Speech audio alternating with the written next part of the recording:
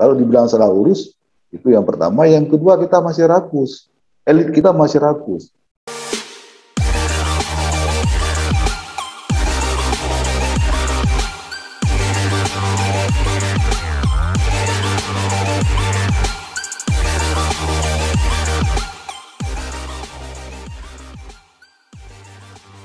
Oke, Assalamualaikum warahmatullahi wabarakatuh.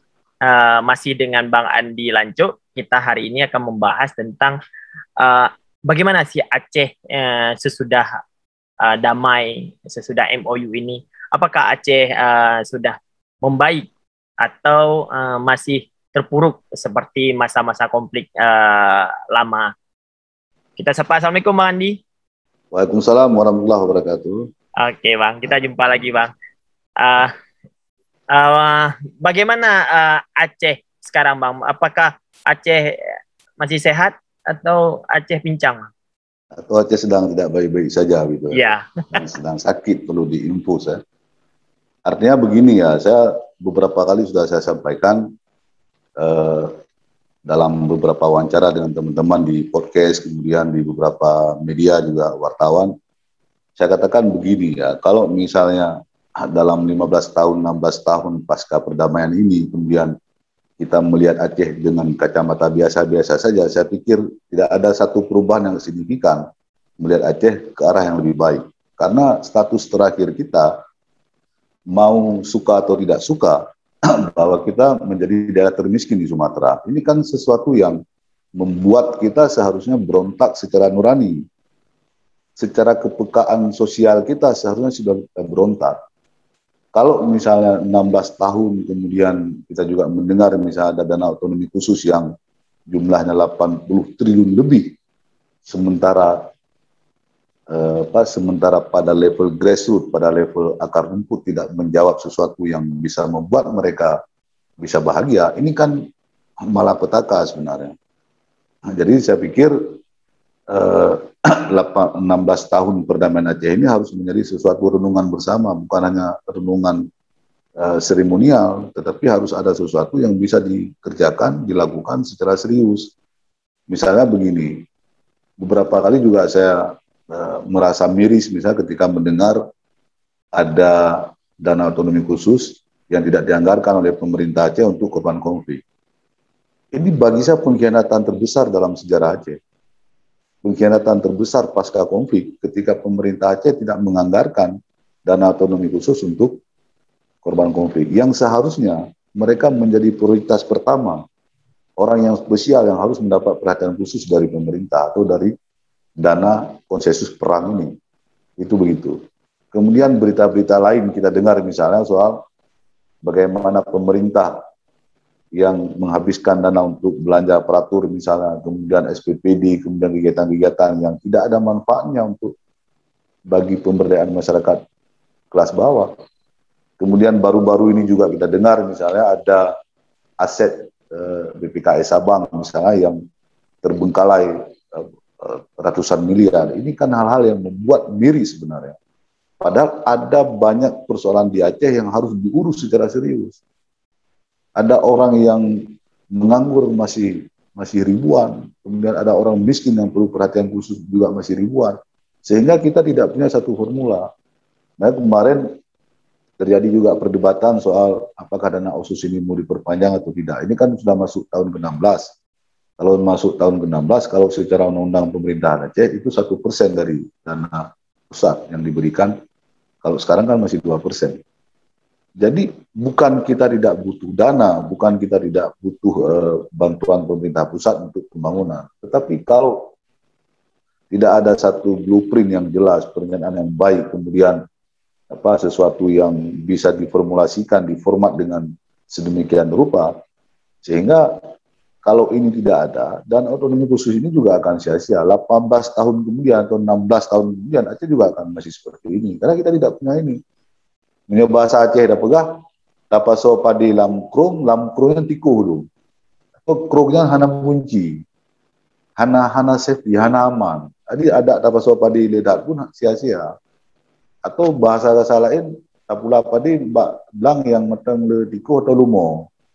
Makanya harus paruh lumo ile, minimal harus napa gele, harus betul-betul safety, harus ada keamanan yang terjamin, sehingga dana yang diberikan oleh pemerintah pusat itu sesuai dengan apa yang kita harapkan. Makanya bukan kita menolak dana otonomi khusus ini tanpa alasan, punya alasan banyak. Gitu. Kalau dulu kita berjuang misal soal UUPA, saya juga salah satu tim pengawal UUPA di Jakarta dulu. Dari tahun 2006 kemudian 2007 kita juga eksis berbicara soal mengadvokasi UUPA, walaupun ada kelemahan-kelemahannya ya, sesuai dengan konteks kekinian mungkin. Kita juga berjuang untuk bagaimana dana otsus ini mendapat perhatian serius pemerintah. Untuk apa? Karena kita anggap saat itu rakyat Aceh butuh dana itu, karena setelah perang ini kan urang Aceh madang jerahat, madang butuh hal-hal yang menjadi perhatian serius. Makanya pemerintah perlu mengucurkan dana yang jumlahnya triliun ini untuk untuk memperhatikan kesejahteraan urang Aceh yang madang jerah di perang, masih menderita lah setelah perang, sehingga ini perlu perhatian serius. Tapi kalau setelah 14 tahun hari ini kemudian dana otonomi khusus ini tidak menjawab sesuatu yang meyakinkan publik terhadap pembangunan, kesejahteraan, kemudian hal-hal lain secara politik, ini kan menjadi sia-sia. Artinya seperti saya katakan tadi, jangan-jangan ada orang yang berjuang untuk Aceh, ada orang yang berkorban nyawanya demi Aceh, sementara penikmatnya itu lain. Jadi penikmat hari ini tidak melihat konflik masa lalu, atau sebuah persoalan masa lalu itu adalah sebuah pembelajaran yang serius untuk hari ini. Ini kan seharusnya kan menjadi sebuah pengkhianatan baru ketika kita selalu sampaikan peng Aceh uronyo kan pengna cuma-cuma alanya. Bukan pemerintah Aceh memberi uang otonomi khusus itu bukan tanpa dasar, bukan tanpa sesuatu yang punya punya sejarahnya, ada sejarahnya. Kalau hari ini pun dana otonomi khusus diberi untuk Aceh, itu ada konsensus politiknya. Ada orang yang berunding dulu, ada orang yang berjuang dulu, ada orang yang berkorban nyawanya dulu. Sehingga hari ini kita jangan berfoya-foya. Prioritaskan, misalnya, ada korban konflik misalnya, anak yatim, ya kan? Anak korban konflik yang sekarang seperti mengemis di negerinya sendiri. Seharusnya kan dana otonomi khusus ini bisa untuk beasiswa anak korban konflik. Bisa lah, berapa anak korban konflik? Data semuanya, berapa anak korban konflik? Yang SMP berapa orang misalnya, yang SMA berapa orang, yang kuliah berapa orang. Apa salahnya dana otonomi khusus ini misalnya diberikan untuk anak korban konflik untuk beasiswa? Kalau sekarang kan coba lihat, untuk mendapatkan beasiswa saja, ini kan menjadi persoalan yang sangat besar. Kemarin juga sudah dilapor ke Ombudsman kan soal bagaimana cara mendapatkan beasiswa yang juga ditengarai masih banyak dan syarat masalah di dalamnya. Hanya urung dalam yang tiba-tiba namanya sudah terdaftar kemudian tiba-tiba tercoret, misalnya begitulah. Jadi perilaku begini yang harus ditinggalkan oleh elit kita di Aceh. Jadi saya tidak mengatakan bahwa pemerintahan Nova adalah pemerintahan terburuk selama ini. Kalau kita lihat memang pemerintahan sekarang tidak punya sense of crisis, tidak punya rasa kepedulian pada soal masa lalu, ini sudah benar. Makanya kenapa saya hari ini juga masih merepet, masih terus bersuara tentang Aceh. Karena apa? Karena minimal adalah 60-70% perhatian kita untuk membangun kesejahteraan bagi masyarakat kecil. Tapi coba bisa ditanyakan, saya buat survei kecil-kecilan. Ada responden sekitar 1.000-2.000 orang. Saya tanya sama teman-teman. Kemarin misalnya di Facebook, saya buat semacam survei kecil-kecilan. Saya tanya, apakah dana otonomi khusus ini bermanfaat untuk kesejahteraan Aceh? Hampir 92% jawabannya tidak. Kemudian saya tanya lagi sama netizen. Apakah dana otonomi khusus ini selama ini hanya menjadi ruang foya-foya bagi pejabat atau ruang korupsi bagi para elit? Jawabannya ya, hampir 95% jawabannya ya. Ini yang terbangun. Kemudian situasi dana-dana ini membuat ruang korupsi terbuka lebar, kemudian penegakan hukum juga seperti mati suri. Ini yang membuat kita sedih. Sehingga seperti tidak ada kejadian, seperti sudah menjadi perselingkuhan anggaran di dalam tanda kutip untuk merampok uang rakyat ini. Kan ini yang terjadi. Kita jangan munafik. Misalnya. bagaimana orang bicara fee proyek secara terbuka, kemudian bicara soal jual beli proyek secara terbuka, yang itu memang secara hukum itu sudah salah. Ya. Kemunafikan ini nggak bisa kita tutupi, sehingga apakah penegak hukum misalnya nggak tahu. Makanya yang kita dorong ke depan sebenarnya penegakan hukum seperti BPK misalnya, kemudian BPKP, kemudian kepolisian, kemudian lembaga-lembaga seperti KPK itu harus serius kalau untuk membangun Aceh.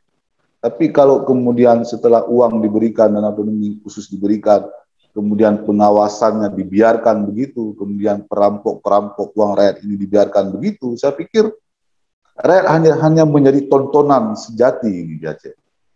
Hanya terus menjadi tontonan bagaimana pejabat elit kita merampok uang Aceh secara terang-terangan. Coba lihat. SPPD fiktif misalnya. Kalau misalnya kita baca berita ini di dinas ini sudah dijadikan tersangka. Kemudian soal kasus-kasus yang baru-baru ini juga misalnya soal lembu. Kemudian banyak sekali, hampir semua dinas kalau kita mau jujur, kalau kita tidak mau munafik, itu korupsi itu sudah tumbuh seperti jamur. Jadi apa yang membuat korupsi ini tumbuh seperti jamur? Ya salah satunya adalah karena kita sudah menjadi orang yang punya uang banyak. Kita punya dana otonomi khusus. Bukan tidak penting dana otonomi khusus ini penting, tapi kalau model cara kelola manajemennya seperti ini, tidak ada satu lembaga khusus, kemudian lembaga penegakan hukum ini juga menutup mata terkait dengan berbagai pelanggaran-pelanggaran yang terjadi di pengelolaan anggaran. Saya pikir ini akan sia-sia. Jadi rakyat terus akan menjadi penonton seperti saya katakan tadi terkait dengan perampokan uang yang ada di Aceh hari ini. Secara terbuka. Ya, gitu. Ya Bang. Di dalam pemerintahan Aceh itu kan untuk korban konflik itu ada badannya Bang. Kalau nggak salah BRA. BRA itu yang menangani tentang korban konflik atau mantan kombatan. Itu nggak fungsi atau gimana sih Bang? Ya, Badan Reintegrasi Aceh itu seharusnya kalau kita mau bicara soal Aceh, ini dari awal kehadiran lembaga itu sebenarnya kan bicara soal reintegrasi. Kalau setelah 14 tahun kita masih berkutat soal reintegrasi, ini kan menjadi aneh ini. Jangan-jangan, saya pernah kritik juga BRA, jangan-jangan lembaga BRA ini hanya untuk alasan meraup atau mengambil uang rakyat Aceh. Karena alat ukurnya apa? Kalau hanya sekarang BRA misalnya sibuk dengan pembagian tanah misalnya untuk kombatan, udah 14 tahun kita masih sibuk bagi tanah. Formulasi apa? Kemudian apa arah reintegrasi yang mau kita bangun? Kalau reintegrasi misal penyatuan antara mantan kombatan atau GAM dengan masyarakat, kita kan sudah selesai. Sekarang jangan-jangan kita juga mencurigai, jangan-jangan lembaga ini juga tidak punya peran penting untuk bicara soal hal-hal yang terkait dengan kesejahteraan korban konflik. Misalnya kehadiran KKR juga kemarin, kita juga belum melihat sesuatu yang greget. Ada sesuatu yang bisa memberikan satu kepuasan publik. Saya kritik betul ini, karena juga teman-teman kita di situ. Oh, Andi enak saja ngomong. Ya kita enaklah ngomong. Nanti kalau disuruh kerja, bisa. Kalau kita punya integritas, punya komitmen yang tinggi untuk membangun Aceh, bisa. Kita bukan hari ini bicara Aceh kok. Bukan hari ini kita bicara Aceh, terus tiba-tiba kita terkejut bicara Aceh. Enggak, saya dari 15 tahun yang lalu sudah bicara tentang Aceh. Jadi, kehadiran KKR misalnya, harusnya memberi sesuatu yang bisa memuaskan publik. BRA juga seperti itu. Jadi, jangan terkesan BRA itu hanya menghabiskan uang rakyat Aceh, apalagi isu-isu kemarin misalnya ada dana yang mau dianggarkan untuk moge misalnya. Kemarin kan pernah juga. Kemudian juga ada anggaran soal beli anduk misalnya. Isu-isu ini jangan pernah terjadi di BRA, lembaga yang memang yang harusnya memperhatikan korban konflik secara serius. Dia lembaga yang betul-betul bertanggung jawab secara moral. Lembaga yang lahir pasca konflik yang ada acuannya, ada dasarnya. Karena banyaknya orang yang syahid, ada orang yang meninggal, ada orang yang berjuang seperti saya katakan tadi. Sehingga lembaga ini lahir. Moral itu harus tertanam dulu di BRA. Bukan seperti lembaga yang lain yang kemudian hanya untuk menjadi proyek oriented di situ. Ini yang saya kritisi. KKR juga seperti itu. Lembaga BRA, KKR, ini kan sebenarnya ruhnya konflik, ruhnya masa lalu di situ sebenarnya. Jadi kalau hari ini kesannya misalnya hanya project oriented, kemudian hanya menjalankan proyek-proyek yang begitu-begitu, ya sama saja. Lebih baik dibubarkan, kemudian serahkan pada dinas-dinas tertentu, kemudian koneksikan dengan beberapa kegiatan yang terhubung dengan bersentuhan dengan korban konflik atau masyarakat kecil. Kan bisa juga. Nggak masih ada lembaga BRA. Kan begitu. Karena udah 14 tahun, udah 15 tahun. Gitu. Apakah Aceh salah urus, Bang? Yang pertama begini, kita tidak ada satu formula khusus. Kalau dibilang salah urus, kita memang dari awal sudah salah urus, karena perdamaian yang terjadi itu kan bukan satu formulasi yang betul-betul sudah direncanakan dengan baik. Karena ini kan ada faktor tsunami-nya, kemudian tiba-tiba kita harus berdamai, kemudian ada desakan internasional dan lain sebagainya. Sehingga situasi tsunami saat itu kan membuat perdamaian itu memaksa kita harus berdamai. Kan begitu situasi itu yang membuat para pihak itu memang harus mengambil sikap, apalagi desakan internasional yang membuat kita harus berdamai. Jadi dalam situasi ini, misalnya kehadiran partai lokal, kemudian beberapa lembaga lain yang juga dihadir pasca perdamaian, ini seharusnya kan memberi warna baru. Nah, salah satu kekecewaan saya dulu pada partai lokal adalah ketika partai lokal tidak menjadi pilot project bagi partai-partai lain, partai nasional, yang seharusnya menjadi bagian penting dari konteks politik di Aceh yang bisa membuat perubahan yang signifikan. Begitu. Jadi politik yang kita mainkan sebenarnya di Aceh dengan adanya partai lokal bukan politik yang model partai nasional, yang dikontrol oleh satu orang, yang punya modal satu orang, yang kemudian didikte oleh satu orang, sehingga demokrasi di internal partai kadang-kadang juga menjadi macet, sehingga aspirasi publik kemudian bicara pemerintahan yang bersih ini kan tidak terwujud. Begitu. Jadi hal-hal begitu yang saya pelajari. Misalnya saya juga melihat bagaimana ketika saya di Mindanao, saya melihat beberapa tahun di sana soal kegagalan perundingan misalnya MILF dan pemerintah Filipina. Ini kan pada persoalan ini juga, pada persoalan uang juga. Ketika pemerintah Filipina misalnya memberikan uang yang banyak terhadap warga masyarakat Mindanao, kemudian juga ada persoalan-persoalan kemudian yang terlibat sendiri dalam persoalan ekonomi, sehingga waktu itu Nur Miswari kan gagal membangun Mindanao sebagai gubernur ARMM, Autonomous Religion Muslim Mindanao, wilayah otonomi Muslim Mindanao. Waktu itu kan Nur Miswari setelah perundingan di Tripoli, Libya, ada gagal. Hal-hal seperti ini juga harus menjadi contoh kita sebenarnya di Aceh. Kemudian di Timur Leste juga misalnya, setelah merdeka kemudian ekonomi tidak terbangun dengan baik, tidak tumbuh dengan baik, ini juga seharusnya menjadi pelajaran bagi kita. Di Aceh sekarang kita berdamai, dalam konteks apa kekhususan kita misalnya. Katakanlah ada undang-undang pemerintahan Aceh. Undang-undang pemerintahan Aceh, pada satu sisi meskipun ada kelemahan, itu juga perlu dihargai.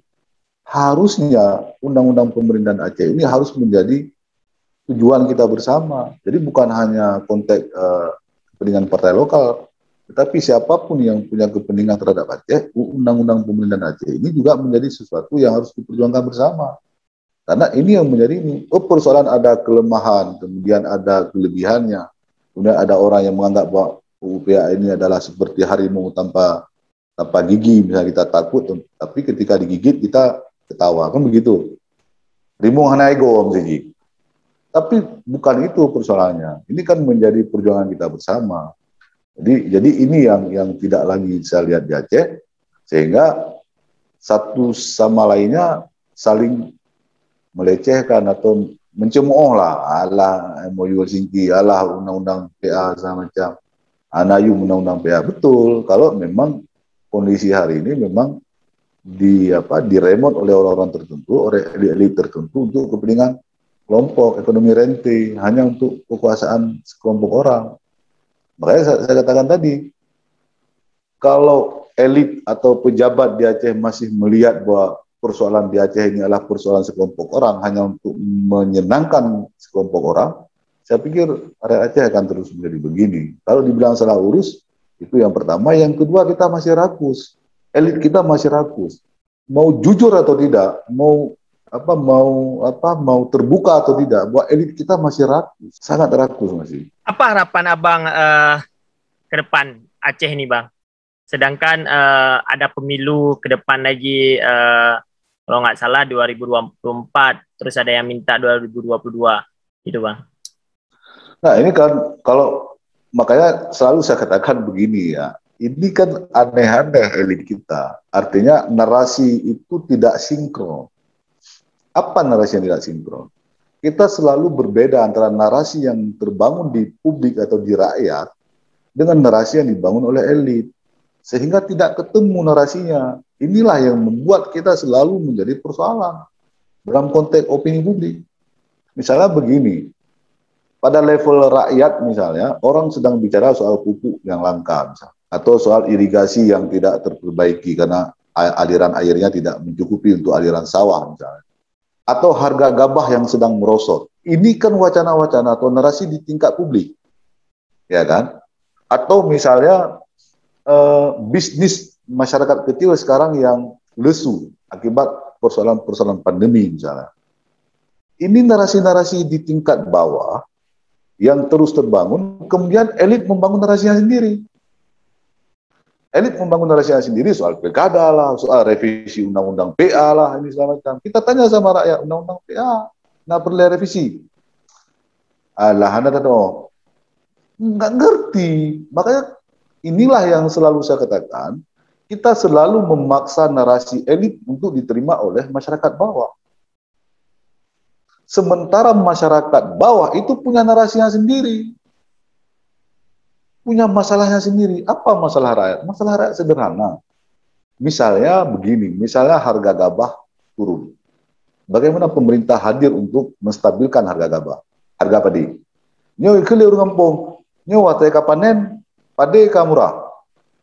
Ho pemerintah. Atau nyo wateka semula, wateka pula padi, pupuk hana. Padahal pupuk dum ho pemerintah, hana diawasi, tapi nya masalah. Kemudian wateka perlei lambang irigasi irle. Padahal peng Aceh wate dengar dari rakyat triliun. Tapi irigasi siapa hana pernah perbaiki dalam 10 tahun terakhir. Ini narasi-narasi masyarakat kecil, masyarakat petani yang tidak mendapat respon baik dari pemerintah, dari elit kita. Ini yang saya katakan, kalau kita mau jujur, pemerintah atau pengelola negeri ini atau Nanggronya, ya kan, mengikuti narasi yang dibangun oleh rakyat. Jangan memaksakan narasi kekuasaan, narasi politisi. Jadi yang dibangun oleh narasi politisi, ya pilkada 2024, hana penting, 2022 penting, perdebatanlah di situ. Sehingga energi politik terkuras pada hal-hal yang tidak dibicarakan oleh publik, oleh rakyat. Ini yang terjadi. Nyan contohnya. Sehingga narasi-narasi yang dibangun oleh rakyat kecil di kampung-kampung, nyan hana saupermen. Contoh misalnya, yang seperti yang saya sampaikan tadi. Ya kan? Ini bagaimana misalnya hal-hal yang terkait dengan pertanian ini bisa terselesaikan dalam 2 tahun terakhir. Apa misalnya solusinya? Kalau misalnya petani kan gampang solusinya. Pupuk jangan langka, harga stabil, irigasi diperbaiki. Jadi perlei petani irigasi rendah. Padahal ini kan karena petani diinta pengeroi, negara hadir hanya untuk menjamin untuk hal-hal yang semacam itu. Itu saja sebenarnya. Jadi munyo tak bangun narasi kekuasaan yang terlalu tinggi, kemudian undang-undang PA harus begini, itu segala macam. Kemudian dana otonomi khusus harus diperpanjang segala macam. Kemudian narasi misalnya ini nanti pemerintah akan menghadirkan investor dari Uni Emirat Arab misalnya.